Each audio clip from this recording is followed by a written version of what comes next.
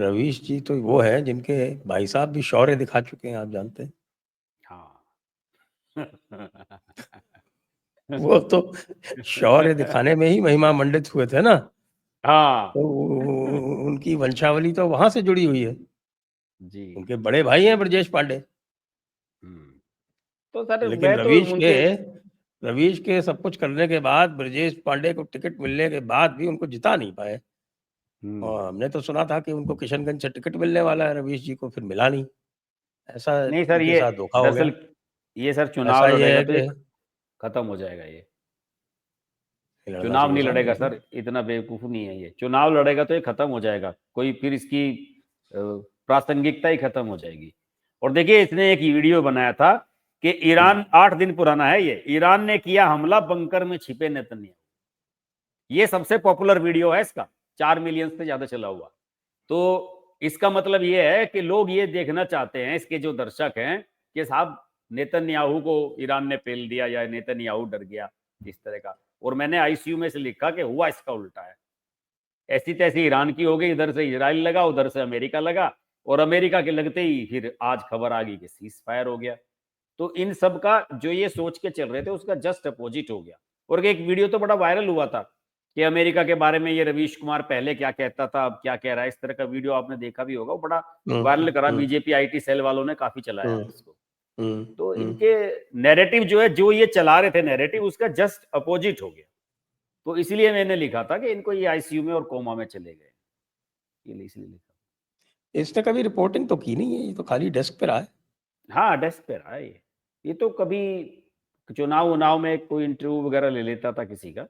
और ये एनडीटीवी के उन गिने चुने लोगों में से है जो वहां पे ट्रेनी पहुंचा था एज ए ट्रेनी, और वहां पे फिर ये एडिटर बना हिंदी वाले का, वहां तक पहुंचा ये।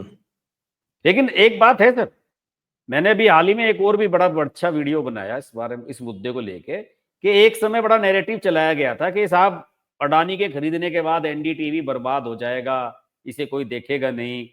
इंग्लिश वाला नंबर 1 पे आ गया है सर टीआरपी में एनडीटीवी, हाँ, जब से वो शिव अरूर और ये सारे राहुल लोग कंवल जब वगैरह ये सब लोग जुड़े हैं ये इससे। सब, हाँ, और तो इन्होंने जो नंबर 1 पे आ गया है टीआरपी में, और एक हिंदी वाले पे काम चल रहा है इनका, हिंदी वाले में भर्ती हो रही है, जैसे शुभांकर मिश्रा वगैरह कई और लोगों को ये ला रहे हैं। तो ये अलग अलग तरह के लोगों को जोड़ रहे हैं और टीम वहां बढ़िया बन रही है। तो मैंने तो वीडियो यही बनाया था कि किसी के कहने से या उससे थोड़ी चीजें होती है, अल्टीमेटली तो जनता जो आपको मैंडेट देती है ना, उसी से डिसाइड होता है जनता आपको देख रही है कि नहीं। रवीश कुमार ने जा जाके इंटरव्यू दिए थे उस समय कि मेरी वजह से खरीदा अडानी ने। तो ये रवीश कुमार की भी गलतफहमी दूर हो गई, वो सबको इंटरव्यू दे रहा था, बीबीसी पे गया इंटरव्यू के मेरी वजह से अडानी ने खरीदा एनडीटीवी को। बताइए साहब, रवीश कुमार इतना बड़ा पत्रकार के उसकी वजह से अडानी खरीदेगा। तो ये नैरेटिव चल रहा था सर, अब वो सब चीजें उल्टी होती चली जा रही इन शब्दों को। एनडीटीवी की बात करते हैं। देखिए, मैं तो आजकल तो मैं भी एनडीटीवी देखता हूँ। जी पहले देखना मैं है। बिल्कुल कभी टच नहीं करता था। ये इजराइल भी पहुंच गए एनडीटीवी के रिपोर्टर वगैरह, इजराइल हाँ, पहुंच और गए हैं। बड़े पूरा ऑपरेशन सिंदूर में बहुत अच्छी रिपोर्टिंग की। और हाँ अभी भी बहुत अच्छी रिपोर्टिंग शिव अरूर तो कर ही रहा है। शिव अरूर के अलावा और भी जो हैं उनकी इंग्लिश चैनल के, वो भी अच्छा कर रहे हैं। अच्छा, आपने जैसा कहा, हिंदी वाले में भी वो शुभंकर मिश्रा को ले आए हैं ये। तो शुभंकर मिश्रा अभी पिछले कुछ दिनों में काफ़ी हाईलाइट हुआ है। तो उसके आने से भी फर्क पड़ेगा इनको, एनडीटीवी को। डेफिनेटली हिंदी वाले को भी लोग देखना शुरू कर देंगे। रवीश कुमार के बाद से वहां पर बड़ा सन्नाटा है, रवीश कुमार के जाने के बाद से। नो चैनल लॉन्च करने जा रहा है सर एनडीटीवी रीजनल लैंग्वेजेस के, सीधा मुकाबला न्यूज 18 से होगा उसका। अच्छा, ओके। हाँ, नो रीजनल, मुझे जो पत्रकार लोग बता रहे थे कि नेक्स्ट प्लान इनका ये होगा कि जैसे ही ये हिंदी वाला थोड़ा सा संभलेगा इनका, तो उसके बाद इनका अगला टारगेट है कि हम रीजनल चैनल लॉन्च कर देंगे, जैसे ये इनके न्यूज 18 के गुजराती हैं और ये सब बाकी चैनल हैं, उस तरीके से ये लॉन्च कर देंगे। और सबसे पहले इन्होंने काम किया एनडीटीवी वालों ने अपना वेबसाइट पे, वेबसाइट के हिट्स इनके सबसे ज्यादा बड़े। इन्होंने हर खबर की डिटेलिंग अच्छी देनी शुरू की, ये नहीं कि 4-4 लाइन की खबरें डाल दी। पीटीआई से जो अच्छा फीड आता है उसको लिया, उसमें कंपाइलेशन किया, अपना वैल्यू एडिशन किया, और उसके बाद इनकी वेबसाइट सुधरी, फिर इंग्लिश वाला सुधरा, और अब हिंदी पे कोशिश कर रही है। तो सुधरेगा ही। और आज तक वगैरह की इनकी तो बैंड बजी हुई है बिल्कुल। अभी तो लोगों ने अफवाह उड़ा दी थी कि लल्लन टॉप वाला सौरभ द्विवेदी भी एनडीटीवी में जा रहा है, हालांकि वो ये क्या करने गया था? उसको अमित शाह से क्यों मुलाकात करवाई अमित मालवीय ने? वो सर वो तो ऐसे हुआ था कि ये जो 11 साल हुए हैं ना इनके मोदी जी के, तो इस मौके पे कुछ पत्रकारों के साथ, कुछ यूट्यूबर्स के साथ एक इंटरेक्शन का कार्यक्रम रखवाया था अमित मालवीय ने, और उसमें ये सब लोग गए हुए थे। इसको तो देखना आप, वो जो नेता नगरी हुई है इस बार पिछले हफ्ते की, उस नेता नगरी में सौरभ द्विवेदी की बड़ी खिंचाई की राजदीप सरदेसाई वगैरह ने कि आप अच्छा, हमें कैसे, उल्टा हो गया। हाँ, नॉर्मली तो ये करता है राजदीप की। उसमें उल्टा हो गया। तो उसने बड़ी खिंचाई की कि भाई आप अमित शाह के बगल में बैठ रहे हो और बैठ के वहां फोटो खिंचवा रहे हो, तो उसने, सौरभ द्विवेदी ने कहा कि भाई क्या बात होगी, गृह मंत्री हैं देश के, और हमने 2-4 सवाल पूछ ही लिए वहां बैठ के, इसमें क्या गलत हो गया।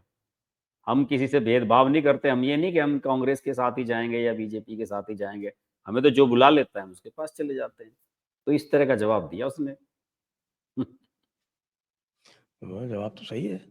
हाँ और एनडीटीवी इंग्लिश में नंबर 1 हो गया है, पक्की बात?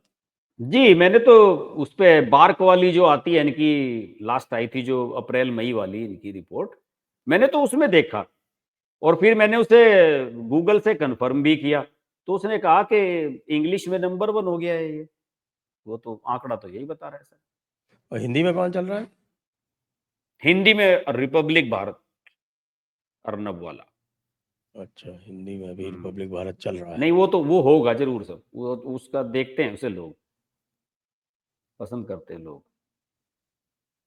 हाँ, लेकिन ये जो अभी जो फॉर्मेट जो ये डिबेट वाला जो चल रहा था ना, ये फॉर्मेट तो अब पिट रहा है पूरी तरह से। अब इसको हाँ कोई नहीं देखता। बेकार है। हाँ नहीं, असल में क्या हुआ कि सर ये जो इंग्लिश वाले सुधरे हैं ना, तो हाँ। इंग्लिश वालों का जो थोड़ा सा चीजें सुधरी हैं, एक तो कवरेज पे, और जो अभी ऑपरेशन सिंदूर हुआ इस पे सभी ने अच्छी कवरेज करने की कोशिश की, तो लोगों ने एक बार फिर से टीवी को देखा, जो टीवी से इन डिबेट्स की वजह से जो विमुख हो गए थे लोग, तो लाइव कवरेज दिखाई और वीडियोस वगैरह दिखाए, तो उसकी वजह से काफी दर्शकों की दिलचस्पी जो है टीवी में रही।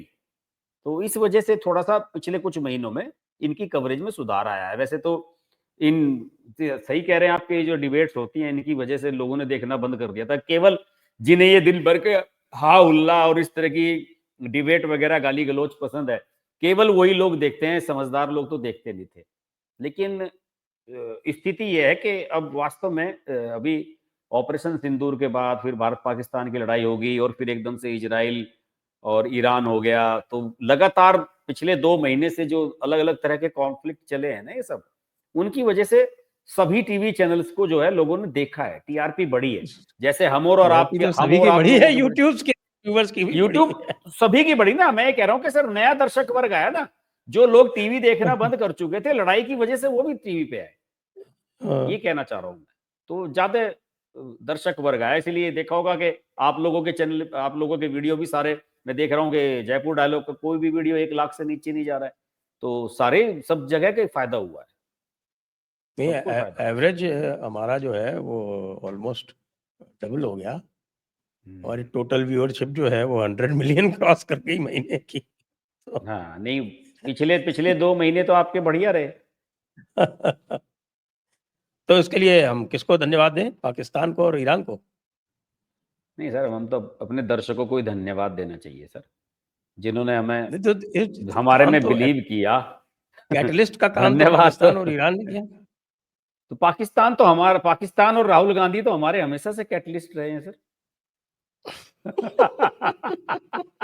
जब लड़ाई नहीं थी तो राहुल गांधी थे, अब राहुल गांधी जो है अभी पिछले काफी दिनों से देखे चिल्ला रहे थे कि नरेंद्र सरेंडर। आपने वो देखा है वीडियो, वो जो एक आईटी सेल ने बनाया है कांग्रेस वाले के, वो अनिल नरे- कपूर का गाना है ना, रोमियो नाम मेरा चोरी है काम मेरा, उसी की कॉपी बनाया है एकदम, जैसे वो सॉरी बनाते हैं उसके आज तक वाले कि नरेंद्र नाम मेरा सरेंडर काम मेरा, इस तरह का एक वो बनाया है एआई के थ्रू इन्होंने, आईटी सेल वालों ने।